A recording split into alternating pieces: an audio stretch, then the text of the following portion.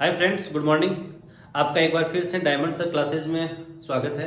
अपन संविधान पढ़ रहे थे और संविधान में अपन ने मूल अधिकार अपन पढ़ रहे थे। मूल अधिकार में अपन ने पहला एक बार पढ़ लिया समानता का अधिकार। ये समानता का अधिकार अपन ने पढ़ लिया था। अनुच्छेद 14 से लेकर 18 तक अपन चर्चा कर लिए थे। अब आज अपन बात करेंगे अनुच्छेद 19 से लेके 22 तक के बारे में, और इसमें है स्वतंत्रता का अधिकार।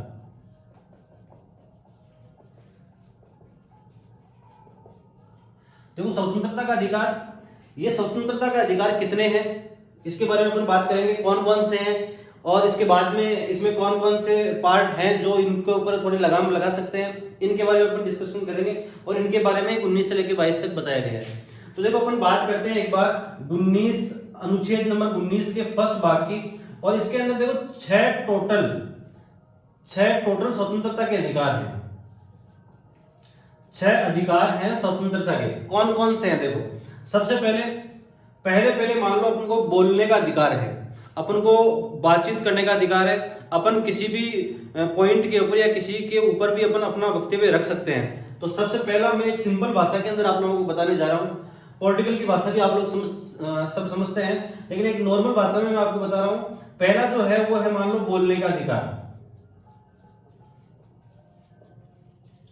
अब मान लो कोई व्यक्ति है, वो 2-5 लोगों के सामने बोलता है, या मान लो मैं अगर बोल रहा हूं, आप लोगों को पसंद आया, बोलना आप लोगों को सही लगा, कोई भी अगर राजनेता है वो बोल रहा है, उसकी बातें आप लोग सही लग रही है, तो उसके बाद में क्या करेगा वो फिर क्या करेगा, एक सभा का आयोजन करेगा। तो कहने का मतलब ये हुआ कि आप कहीं भी सभा का आयोजन कर सकते हैं। अब मान लो कोई व्यक्ति है, वो सभा का आयोजन कर दिया और उसके बाद में फॉलोअर्स बहुत बढ़ने लगे, उसकी सभा के अंदर व्यक्ति बहुत इकट्ठे होने लग गए। तो क्या करेगा तो वो ये करेगा कि संगठन बनाएगा। तो इसका मतलब ये हुआ कि अपन कहीं भी संगठन बना सकते हैं, अपन कोई सा भी संगठन बना सकते हैं। व्यक्तियों का समूह हो जो अपने अनुसार काम करे, सब अपन मिलकर काम करें, तो ये संगठन बना सकते हैं। और फिर बाद में जब अपने पास संगठन बन गया, संगठन बनने के बाद में अपन कहां कहेंगे, पूरे देश के अंदर भ्रमण करेंगे। तो कहने का मतलब ये हुआ कि चौथा जो है वो है घूमने का अधिकार। पहले किसी समय में अपन कहीं आपस के अंदर कहीं जा नहीं सकते थे, वर्तमान समय में अपन अपने पूरे देश में अपन कहीं भी जा सकते हैं, कहीं भी घूम सकते हैं। पांचवा ये हो गया कि जब अपन घूमने लग गए, तो घूमने के बाद में मान लो अपन को कोई जगह पसंद आ गई, जैसे मान लो अपन कश्मीर चले गए। पहले कश्मीर के अंदर अपन जाकर बस नहीं सकते थे, लेकिन अपन जैसे मान लो घूमने के लिए कश्मीर चले गए और कश्मीर अपन को बहुत अच्छी जगह लगी, तो अपन वहां रह सकते हैं। मतलब अपन को वहां रहने का अधिकार, मतलब वहां अपन को निवास करने का अधिकार। रहने का मतलब यह निवास, अपन वहां रह सकते हैं, निवास रख सकते हैं अपना। फिर छठा जो है वो ये है कि जब अपन रहने लग गए, तो जाहिर सी बात है कि अपन को अपना आजीविका चलाने के लिए, अपनी जीविका चलाने के लिए अपन को कोई ना कोई काम भी करना पड़ेगा। छठा जो अधिकार है वो ये है कि आप व्यवसाय कर सकते हो, आप कहीं भी व्यवसाय कर सकते हो, कोई सा भी व्यवसाय आप कर सकते हो पूरे देश के अंदर। ये अपन को जो चीजें मिली हुई है, ये अपन को स्वतंत्रता के अधिकार के अनुसार मिली हुई है, और ये भारतीय संविधान अपन को ये चीजें प्रदान करता है कि आप कहीं भी बोल सकते हो, आप कहीं भी सभा का आयोजन कर सकते हो, आप कोई भी संगठन बना सकते हो, आपको घूमने का अधिकार है, आपको रहने का और निवास करने का अधिकार है, और उसके बाद में आप पूरे भारत के अंदर कहीं भी व्यापार या व्यवसाय कर सकते हो। तो ये जो बात कही अपन ने, ये अनुच्छेद 19 के फर्स्ट पार्ट की बात है। अब अपन बात करते हैं अनुच्छेद 19 के भाग 2 की। देखो, भाग 2 क्या कहता है? भाग 2 ये कहता है कि आपको जो स्वतंत्रता के अधिकार भाग फर्स्ट के अनुसार, मतलब अनुच्छेद 19 के फर्स्ट पार्ट के अनुसार आपको जो स्वतंत्रता के अधिकार के तहत जो 6 आपको अधिकार प्राप्त हैं, उन अधिकारों के ऊपर लगाम किस प्रकार से लगाई जा सकती है। कहने का मतलब यह है कि आपको ये अधिकार तो प्राप्त हैं, लेकिन फिर भी कुछ ऐसी चीजें हैं जो आप गलत अगर इनके साथ में कर रहे हैं, तो उनके ऊपर लगाम खींची जा सकती है। देखो, अपने संविधान के अनुसार अपन को अधिकार प्राप्त है, अपन को सारी व्यवस्थाएं प्राप्त है, लेकिन फिर भी अपने इस संविधान में ऐसी बहुत सी चीजें हैं जो आप अगर थोड़ा सा भी अगर अगर आप थोड़ा सा भी अलग वहां से जाओगे तो आपको खींचने के लिए तैयार है उसका कोई ना कोई पार्ट। उसी के तहत मान लो आपको बोलने का अधिकार प्राप्त है, लेकिन आप कुछ गलत तो नहीं बोल सकते। आप कुछ लोगों के खिलाफ या इस प्रकार की भाषा का लैंग्वेज यूज नहीं कर सकते आप कि उसको बुरा लगे, वो मानहानि का केस करे, उसका नुकसान आपको ही है। तो कहने का मतलब ये हुआ कि जैसे मान लो आपको बोलने का अधिकार तो प्राप्त है, लेकिन आप किसी के बारे में अपशब्द या इस प्रकार की लैंग्वेज का यूज नहीं कर सके जिससे उसको बहुत हर्ट लगे और वो आपके खिलाफ कोई ना कोई मानहानि का केस दायर करने की नौबत आए। मान लो आपने सभा का आयोजन तो आपने कर दिया, लेकिन आप उस सभा के तहत लोगों को भड़काने के बारे में, अखंडता और को तोड़ने के बारे में अगर आप लोग बात कर रहे हो, आप लोगों ने देश के खिलाफ कोई ना कोई देशद्रोह के बारे में आप लोगों ने कुछ ना कुछ कहा हो, तो ये जो चीजें ये आपको लगाम कसता है अनुच्छेद 19 का भाग सेकंड। तो जैसे आपने सभा का आयोजन किया तो आप उसके अंदर कोई भी देशद्रोह का नाम नहीं ले सकते। फिर बात अगर आप संगठन की करते हैं, संगठन आप लोगों ने बना लिया है, मान लो आपने कोई भी सेना बना ली, करणी सेना है, तेजवीर सेना है, कई प्रकार की सेनाएं आजकल, बहुत सी भीम सेना है, बहुत सी सेनाएं आपके सामने यहाँ इस समय है। आपने ये सेनाएं बना ली, आपने ये संगठन बना लिए, आप इस संगठन को भारत की अर्थव्यवस्था में, भारत के इस राज व्यवस्था में, भारत के लोगों के हेल्प करने में, इन रूप में आप व्यवस्थाओं को लगा सकते हो, लेकिन आप कोई संगठन, आतंकवादी संगठन तो बना नहीं सकते। आप अगर इस प्रकार के कोई संगठन बनाओगे जो आपके, जैसे मैंने अभी पहले कहा कि देश के खिलाफ हो, देश में आपको मान लो कि कोई उपद्रव फैलाने का काम हो, देश के खिलाफ कोई साजिश करता का काम हो, तो ये जो चीजें हैं ये आप नहीं कर सकते, ये संगठन के तहत आती है।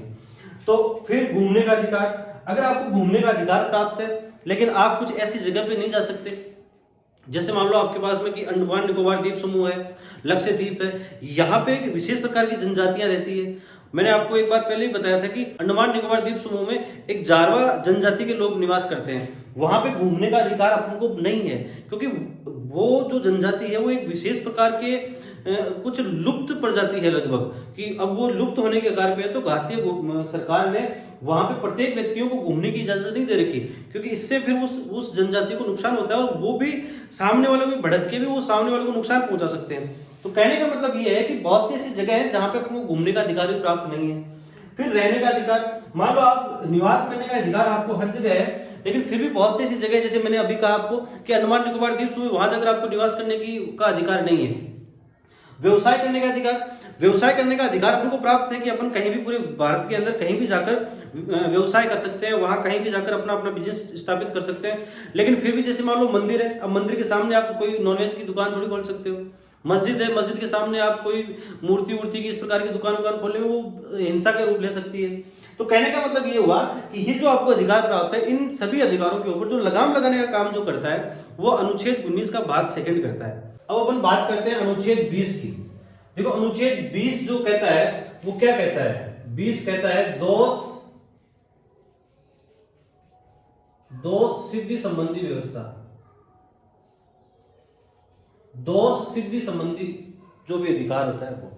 देखो इसमें क्या है कि मान लो कोई व्यक्ति है और उसने किसी की अंगुली तोड़ दी, या फिर मैं कहूं कि उसने किसी का मर्डर कर दिया, या फिर मैं ये कहूं कि जैसे आजकल बहुत सी बार ये होता है कि पेपर लीक प्रकरण हुआ, तो पेपर लीक प्रकरण के अंदर उसका नाम आ गया। वो मान लो 5 साल पहले उसके ऊपर ये आरोप सिद्ध हुआ था, और उस समय जो कानून था, उस समय जो व्यवस्थाएं थी कानून के तहत, सजा के जो प्रावधान थे, वो और आज में अंतर है। 5 साल पहले कुछ कानून अलग था, पेपर लीक के मामले के अंदर कुछ नियम कानून अलग थे, आज पेपर लीक के मामले में कानून नियम अलग है। तो अगर वो 5 साल पहले उसको सजा का प्रावधान हुआ और वो केस मान लो चलता गया और वो आज तक भी वो दोष मुक्त नहीं हुआ है, वो दोषी ही है और उसको सजा का प्रावधान या सजा उसको आज तक नहीं मिली है, तो आज वाले नियम लागू होंगे या 5 साल पहले वाले नियम लागू होंगे, उसके बारे में अपन बात करते हैं। अगर इस प्रकार की कंडीशन है तो उसके ऊपर जो कानून लगेगा, उसके ऊपर जो नियम लगेंगे, जो धाराएं लगेगी, वो 5 साल पहले क्या कानून थे वही लागू होंगे। कहने का मतलब ये हुआ कि मान लो आपको 3 साल पहले किसी ने कि आपकी अंगुली तोड़ दी, और अब 3 साल पहले उस अंगुली तोड़ने पर आपको कौन कौन से कानून के अंदर कौन कौन सी सजाओं का प्रावधान था, उसके तहत मान लो आज तो ये प्रावधान हो गया कि साहब आपने अंगुली तोड़ दी, सामने वाले की भी अंगुली तोड़नी पड़ेगी, मतलब जिसने अंगुली तोड़ी उसकी भी आप अंगुली तोड़ सकते हो। ये मान लो आज नियम लागू हो गया, तो 3 साल पहले जो उसके नियम था उसको सजा उसी के नियम के अनुसार ही मिलेगी, आज वाले के नियम के अनुसार नहीं मिलेगी। तो कहने का मतलब ये हुआ कि दोष सिद्धि संबंधी व्यवस्थाओं का मतलब यही है कि अनुच्छेद 20 आपको ये कहता है कि आपका जिस समय आपके साथ में कोई घटना घटी, नियम कानून कायदे उस समय क्या है, आपके ऊपर वही चीजें लगेगी, आपके ऊपर धाराएं वही लगेगी। बाद में अगर 5 साल 3 साल 4 साल बाद में जाकर अगर व्यवस्थाओं में कुछ ना कुछ बदलाव आता है तो वो चीजें आपको उस समय लागू नहीं होगी।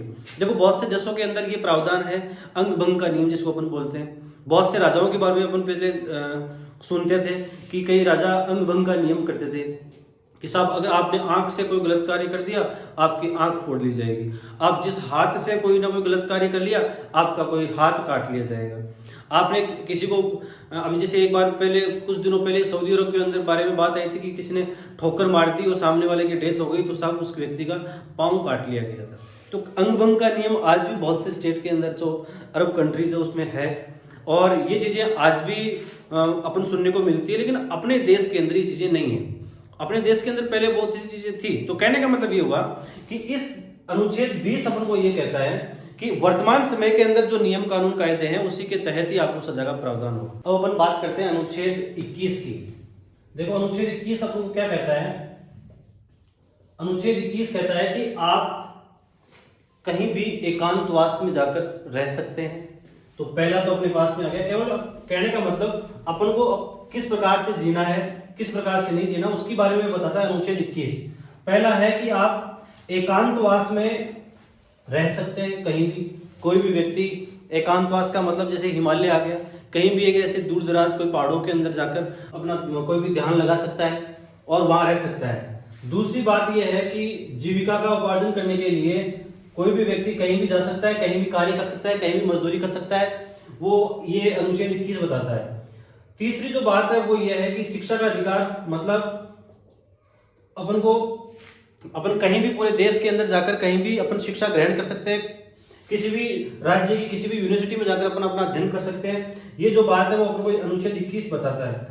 फिर 4th 6 जो है वो है निःशुल्क कानून व्यवस्था, मतलब अपन कानून की सहायता ले सकते हैं। अपने साथ में कोई भी अगर गलत होता है तो उसके बारे में अपन जाकर कंप्लेन कर सकते हैं, थाना जिसको अपन बोलते हैं। तो अपन निःशुल्क कानून की व्यवस्था ले सकते हैं। 5वां जो चीज है वो ये है कि आप चिकित्सा का यूज ले सकते हैं, मतलब आपके पास में जितने भी गवर्नमेंट हॉस्पिटल है वहां जाएंगे अपन और अपने जो भी अपने शरीर का जो भी चेकअप है या जो भी है डॉक्टर अपन को मना नहीं कर सकता। अपन को अगर कोई बीमारी है उसके बारे में अपन दवाइयां लें या उसके बारे में अपन परामर्श कर ले डॉक्टर से, तो उसको अपन को डॉक्टर मना नहीं कर सकता। छठा जो चीज है वो ये है कि आप मतलब कहीं भी आश्रय ले सकते हैं, कहने का मतलब कि अपन कहीं भी जाकर निवास कर सकते हैं। 7वां जो चीज है वो ये है कि आप अपने इस प्रकृति को प्रदूषित नहीं कर सकते, मतलब आप प्रदूषण नहीं फैला सकते। ये जो चीजें हैं ये चीजें अनुच्छेद 21 के तहत है। अब अपन बात करते हैं अनुच्छेद 22 की। अनुच्छेद 22 की क्या है, अनुच्छेद जो 22 है वो गिरफ्तारी से संबंधित है। गिरफ्तारी से संबंधित का मतलब यह है कि अगर आपको कोई भी किसी भी कारण से कोई भी पुलिस अगर आपको गिरफ्तार करती है तो आपको ये जानने का हक है कि मुझे किस कारण से गिरफ्तार किया गया है। ये ज्यादा विशेष नहीं है, बस इसी की में इतना सा ही है कि आपको कौन से अधिकार है इसे ये कोई जुल्म किया है या कौन सा कारण ऐसा है जिसकी वजह से आपको गिरफ्तार किया गया है। तो ये अनुच्छेद 22 है। आज हमने बात की है अनुच्छेद 19 से लेकर अनुच्छेद 22 के बारे में, स्वतंत्रता के अधिकार के बारे में आज हमने बात की है। तो आप लोगों को ये जरूर आप जान गए होंगे 19 से लेकर 22 तक के। अब मिलते हैं नेक्स्ट क्लास में, तब तक के लिए जय हिंद जय भारत।